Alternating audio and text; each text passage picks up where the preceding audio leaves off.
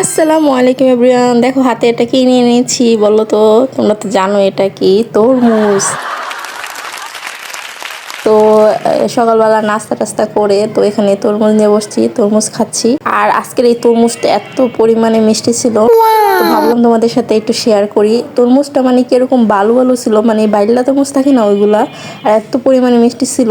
তরমুজ আমার অনেক বেশি পছন্দের একটা ফল, আর তরমুজ খেতে দারুণ লাগে, বিশেষ করে গরমকালে তো তরমুজ অসাধারণ লাগে।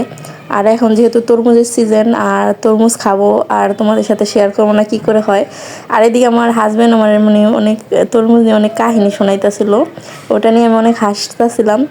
তো এই যে দেখো তরমুজ কেটে নিয়েছে অনেকগুলাই, তো পাশে আমার হাজব্যান্ড আর আমার মেয়ে খাচ্ছে, আর এদিকে আমি মোবাইলে ক্যামেরাটা অন করে তোমাদের সাথে বসে বসে খাচ্ছি।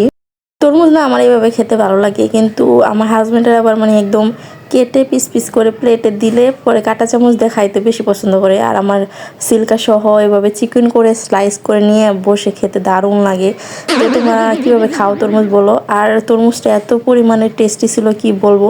অনেক তরমুজ দেখা যায় না পানসা পানসা থাকে, কিন্তু এই তরমুজটা যেমন মিষ্টি তেমন ভালো লাগছিল, অনেক বেশি অসাধারণ ছিল। আর দাম এখন না, তরমুজ তো জানোই কেজি হিসেবে বেছে, তো 6.5 কেজি ওজনের তরমুজটা ছিল, প্রচুর পরিমাণে বড়। তো এই যে দেখো আমি অনেক ঝটপট ঝটপট খেয়ে নিচ্ছিলাম তরমুজটা।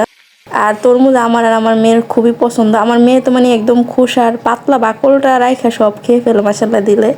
আর ওর যেহেতু ঠান্ডার সমস্যা, ওর তরমুজটা একটু অ্যাভয়েড করার চেষ্টা করি। তো চলো দেখা হচ্ছে নেক্সট ভিডিওতে।